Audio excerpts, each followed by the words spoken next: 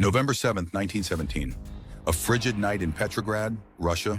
The Winter Palace, a sprawling monument to Tsarist opulence, glows under gunfire as Bolshevik revolutionaries storm its halls.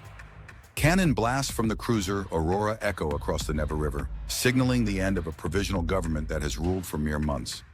In the chaos, Vladimir Lenin, a wiry, bald man with a firebrand zeal, declares a new era, a socialist state led by the workers. The Tsar is gone, the old order shattered, but the fight for Russia's soul is just beginning. By dawn, the Bolsheviks seize power, igniting a civil war that will engulf an empire, claim millions of lives, and birth the Soviet Union. This is no ordinary conflict. It's a brutal struggle that will redraw the map of Eurasia and shape the 20th century. Welcome to Vestige Files, where we unearth the pivotal moments that shaped history. This is the story of the Russian Civil War, a tale of revolution, betrayal, and a nation forged in fire. To grasp the Russian Civil War, we must rewind to the twilight of the Russian Empire. In 1914, Russia was a colossus, spanning 8.8 million square miles from Poland to the Pacific, home to 170 million people. Ruled by Tsar Nicholas II, a devout but indecisive autocrat, it was a land of extremes, glittering palaces in St. Petersburg. Petersburg contrasted with starving peasants in the steppe. The Romanov dynasty, in power since 1613, rested on divine right, but cracks were forming. Industrialization birthed a restless working class in cities like Moscow, while peasants, 80% of the population, chafed under feudal landlords. The 1905 revolution, sparked by defeat in the Russo-Japanese War, forced Nicholas to grant a parliament, Duma, but his reforms were half-hearted, fueling discontent. World War I, beginning in 1914, pushed Russia to the breaking point. The Tsar's armies, poorly led and equipped, suffered catastrophic losses, 2 million dead by 1917.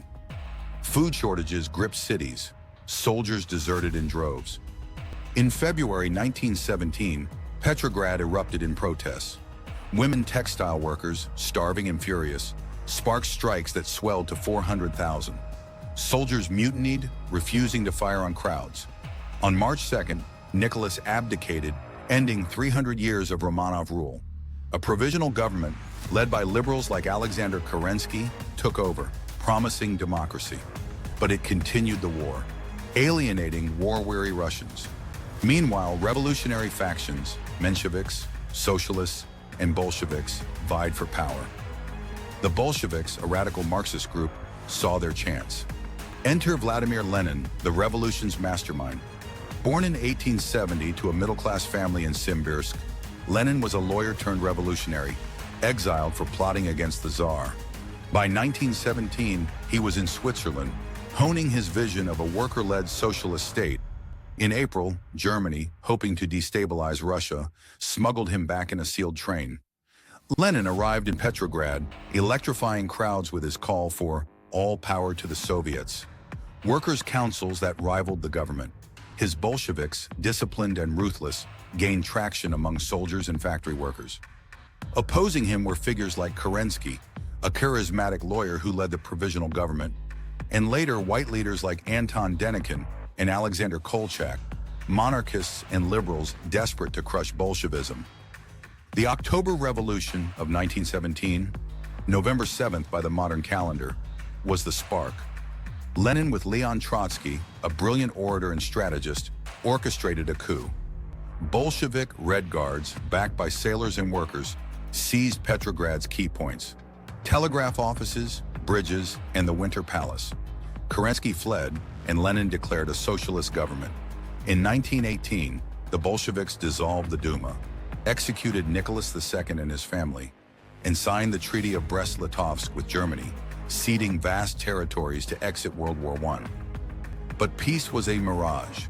The Bolsheviks' decrees, land to peasants, factories to workers, alienated landlords, industrialists, and moderate socialists.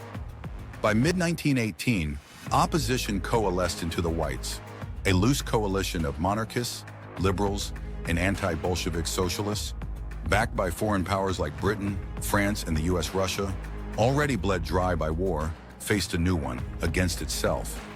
The divide was visceral. In Ukraine, peasants like those led by Nestor Makhno formed anarchist black armies, rejecting both Reds and Whites. In Siberia, Cossacks rallied to Admiral Kolchak, dreaming of restoring the Tsar. Ethnic groups, Ukrainians, Georgians, Finns, sought independence, while foreign troops landed in Murmansk and Vladivostok to protect Allied interests. The Bolsheviks, or Reds, held central Russia, with 70,000 troops under Trotsky's Red Army. The Whites, scattered across Russia's edges, numbered 500,000 at their peak, but lacked unity. The stage was set for a war of ideologies: socialism versus tradition, central control versus regional autonomy, fought across a collapsing empire. The Russian Civil War, spanning 1917 to 1923, was a kaleidoscope of violence. By 1918, fighting erupted on multiple fronts: Siberia, Ukraine, the Caucasus, and the Volga. The Reds, based in Moscow, the new capital, faced encirclement. The Whites, though diverse, shared a hatred of Bolshevism. General Anton Denikin's volunteer army swept through southern Russia, capturing Kiev in 1919. In Siberia, Admiral Kolchak, proclaimed supreme ruler, advanced toward Moscow. In the northwest, General Nikolai Yudenik threatened Petrograd. Foreign intervention: 20,000 British, 70,000 Japanese, 11,000 Americans, bolstered the Whites, aiming to strangle the Bolshevik disease. But the Whites' disunity, monarchists clashed with Republicans, hampered their cause. The Reds, led by Trotsky, transformed the ragtag Red Army into a disciplined force of 3 million by 1920. Trotsky, a former journalist with no military training, proved a genius of organization, using propaganda trains to rally troops and conscripting peasants with promises of land. The Bolsheviks' war communism seized grain and nationalized industry, fueling the war machine but starving cities. Lenin, meanwhile, consolidated power, banning rival parties and unleashing the Cheka, a secret police that executed 50,000 enemies by 1920.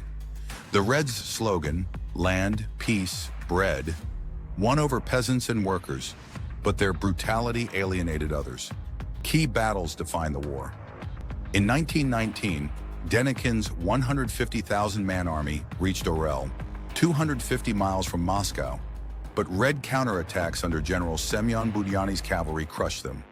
Kolchak's forces collapsed in Siberia, and he was executed in 1920. Yudenik's assault on Petrograd failed, driven back by Red ferocity. The turning point came in 1920, when Poland, fearing Bolshevik expansion, invaded Ukraine.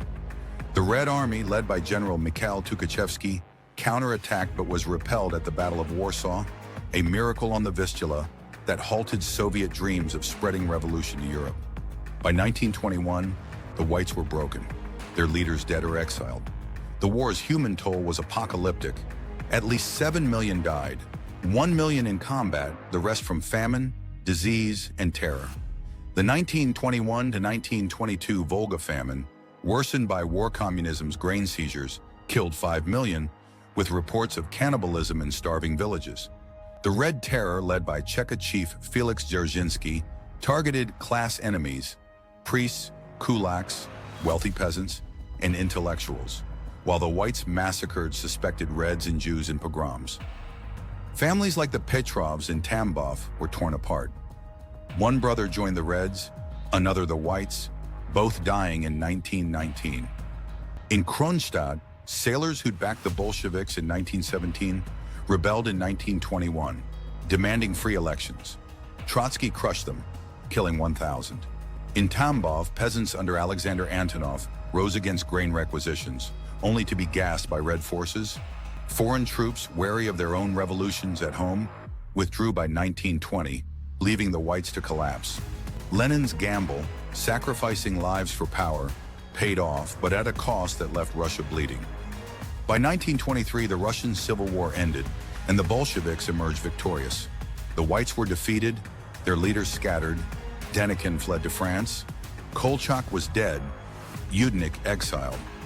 On December 30th, 1922, the Soviet Union was born, uniting Russia, Ukraine, Belarus, and Transcaucasia under Bolshevik rule. Lenin, weakened by strokes, introduced the New Economic Policy, NEP, in 1921, allowing limited capitalism to revive the economy. Markets reopened and famine eased, but the NEP was a pragmatic retreat, not a surrender of socialism. By Lenin's death in 1924, the USSR was a one-party state, its dissenters silenced, its borders redrawn. The war's cost was staggering. Russia lost 10 million people. War, famine, and disease combined, more than World War I. Cities like Petrograd shrank as factories closed. Villages were ghost towns. Families like the Ivanovs in Smolensk mourn sons lost to both sides, rebuilding amid ruins. Enslaved by Tsarist serfdom's legacy, peasants gained land but faced collectivization under Stalin, Lenin's successor. The Checha's terror evolved into the NKVD, foreshadowing Stalin's purges. Ethnic groups, Poles, Finns, Tatars, saw autonomy crushed, their rebellions quashed, yet resilience endured. Figures like Alexandra Kollontai, a Bolshevik feminist, pushed for women's rights, opening creches for working mothers. Scientists like Ivan Pavlov continued research despite chaos, laying foundations for Soviet innovation. The war birthed a new culture. Poets like Vladimir Mayakovsky celebrated the revolution, while propaganda posters glorified the Red Army. The Soviet Union, though battered, emerged as a global power, its ideology inspiring communists from China to Cuba. Globally, the war reshaped history. The Soviet Union's rise alarmed the West, fueling the Cold War. Its withdrawal from World War I shifted the Great War's outcome, while its survival inspired revolutions in Mongolia and beyond. The loss of territories, Poland, Finland, the Baltics, shrank Russia's empire but birthed new nations. By 1925, the USSR was isolated but defiant, its red flag a symbol of hope and fear. Today, the war's legacy lingers in Russia's distrust of the West and Ukraine's struggle for identity, seen in conflicts like 2014's annexation of Crimea. The Russian Civil War was a crucible of chaos, forging a socialist state from an empire's ashes. Lenin, the visionary who gambled millions of lives, and his foes like Denikin, who fought for a lost past, embodied a nation's fractured soul. Was the war a triumph of the proletariat or a tragedy of betrayal and loss? Drop your thoughts in the comments below. If this dive into Russia's inferno moved you, hit that like button, subscribe to Vestige Files, and ring the bell for more stories of history's turning points.